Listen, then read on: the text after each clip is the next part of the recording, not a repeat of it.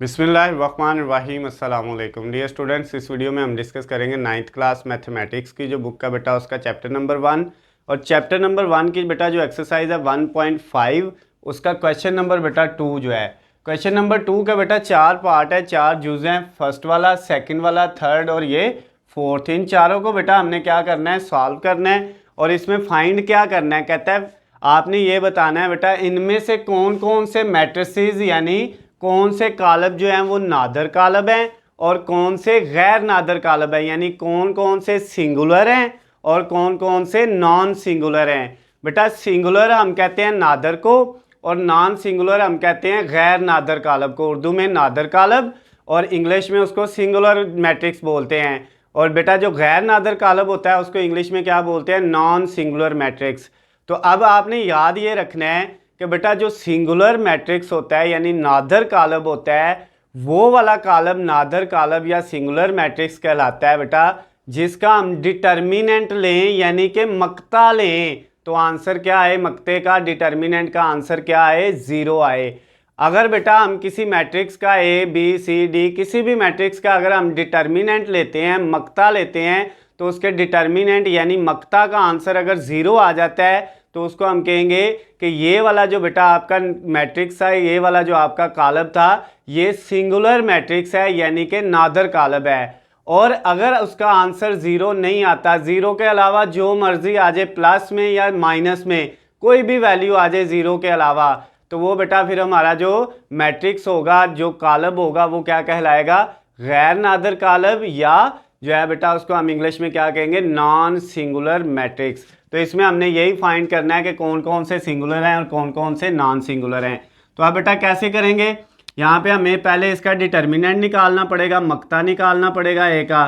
तो डिटर्मिनेंट का क्या बेटा, किस तरह का फार्मूला था, क्या तरीका था उसका, इसको पहले आपने डिटर्मिनेंट फॉर्म में लिखना है। डिटर्मिनेंट फॉर्म ये होती है कि बेटा कालब की जो शक्ल है उसमें ब्रैकेट्स होती हैं और डिटर्मिनेंट में बेटा हम ब्रैकेट को जो है वो सीधी लाइनों से जो है रिप्रेजेंट करते हैं। तो ये डिटर्मिनेंट की निशानी है, इधर भी लगा दिया, इधर भी, यानी ये ए का डिटर्मिनेंट आ गया, वैल्यू वही 3, 6, 2 और 4। अब बेटा ए का हमारा जो डिटर्मिनेंट है वो क्या आएगा, यहाँ पे हमने डिटर्मिनेंट में ये करना होता है, पहले बेटा ये वाली वैल्यू इससे मल्टीप्लाई होगी, 3 किससे होगा, 4 से, दरमियान में आएगा माइनस, फिर ये वाली वैल्यू बेटा इससे मल्टीप्लाई होती है, क्रॉस मल्टीप्लिकेशन होती है डिटर्मिनेंट के अंदर मक्ता जब हम लेते हैं। ये क्वेश्चन नंबर 1 में मैंने आपको डिटेल में समझाया हुआ है। अब बेटा ये आपके पास इससे हो गया ये वाला, अब 6 को किससे मल्टीप्लाई करेंगे, 2 से मल्टीप्लाई कर देंगे। अब नेक्स्ट बेटा जो अब आपका नेक्स्ट स्टेप होगा उसमें 3 4 से होगा तो कितना हो जाएगा, 12 माइनस 6 2 से होगा तो ये भी 12। अब बेटा हमने यहाँ पे नीचे ए का जो डिटर्मिनेंट निकाला है 12 माइनस 12 वो कितना आ गया है, 0 आ गया है। ये बेटा आपका डिटर्मिनेंट यानी कि मक्ता आया है। और मैंने आपको ये बताया था अगर ये डिटर्मिनेंट जो मक्ता होता है बेटा इसका आंसर 0 आ जाए तो हमारा ये जो मैट्रिक्स था ये क्या, कौन सा मैट्रिक्स था, ये बेटा आपके पास सिंगुलर था यानी कि नादर कालब था। तो यहाँ पे हम लिख देंगे क्या है बेटा, यहाँ पे हमने सिर्फ जवाब में लिख देना है सिंगुलर, क्या बेटा, सिंगुलर। और अगर यहाँ पे आंसर 0 ना आता तो हमने क्या लिखना था, नॉन सिंगुलर। उर्दू वाले क्या लिखेंगे बेटा, नादर कालब, या आप जो है इंग्लिश वाले सिंगुलर मैट्रिक्स लिख देंगे, उर्दू वाले नादर कालब लिख देंगे। तो ये बेटा आपका क्वेश्चन नंबर 2 का फर्स्ट वाला पार्ट कंप्लीट हो गया। अब हम सेकंड वाले को करना है, सेम यही मेथड है बेटा। सबसे पहले बी का क्या लेंगे, डिटर्मिनेंट ले लेंगे। उसके लिए बेटा इसको डिटर्मिनेंट फॉर्म में लिखा, ब्रैकेट की बजाय आपने बेटा लाइंस सीधी लगा लेनी है, 1 3 और 2। अब बेटा बी का डिटर्मिनेंट हमारे पास क्या आता है, सबसे पहले ये वैल्यू इससे होती है, क्रॉस मल्टीप्लाई करना है, 4 को 2 से, दरमियान में माइनस, और ये 1 किससे होगा बेटा, 3 से होगा। तो अब बी का जो डिटर्मिनेंट आया बेटा वो क्या आया, 4 को 2 से किया 8 माइनस 1 को 3 से किया तो 3 आ गया। बी का बेटा डिटर्मिनेंट का आंसर हमारे पास आ गया 8 माइनस 3 5।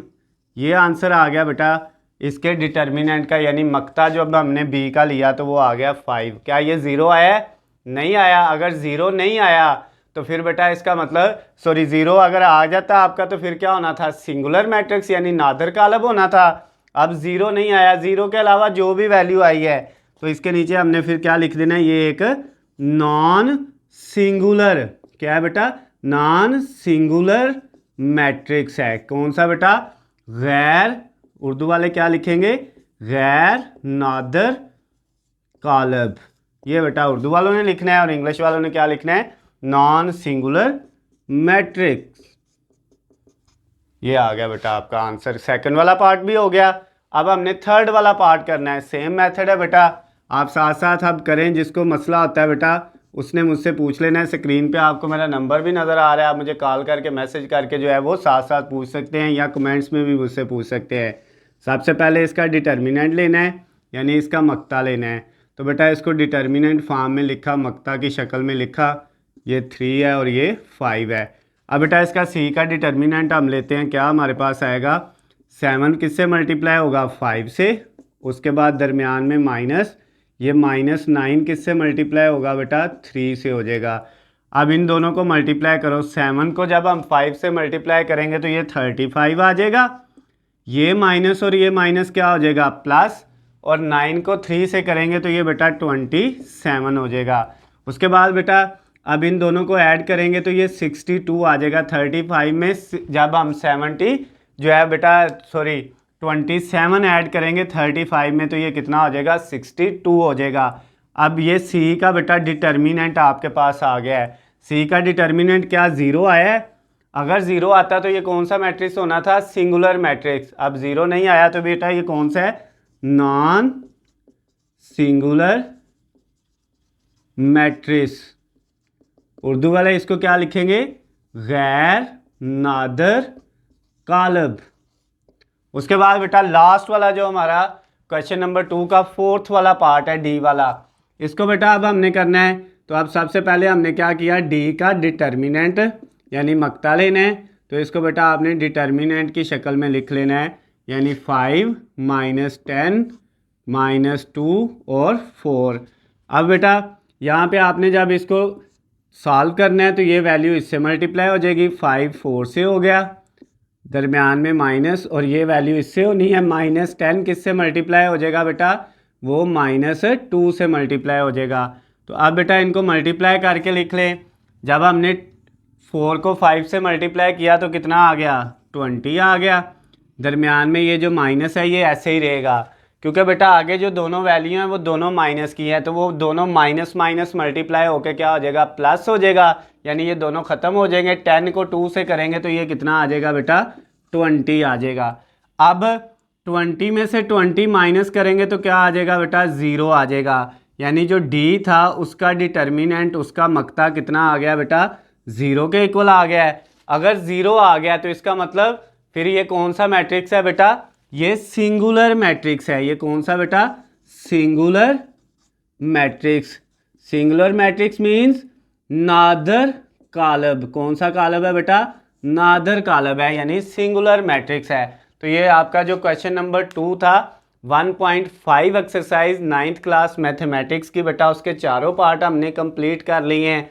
अगर इनमें बेटा आपको किसी भी पॉइंट की किसी भी जगह से समझ ना आई हो, या आपको बेटा कोई भी क्वेश्चन जो है आपकी जो बुक है उसका कोई भी पॉइंट जो है आपको ना मिल रहा हो या इस चैनल से, तो बेटा आपने मुझे क्या करना है, नीचे स्क्रीन पे मेरा नंबर है, मुझे मैसेज करके कॉल करके या कमेंट्स में मुझे बताना है। मैं इंशाल्लाह आपको उसका लिंक भी सेंड कर दूंगा, और अगर इसमें कोई मसला होगा तो वो भी बेटा मैं आपको दोबारा से समझा दूंगा। वीडियो पसंद आती हैं तो बेटा इनको ज़्यादा से ज़्यादा लाइक और शेयर करना है। अल्लाह हाफिज़, खुश रहे।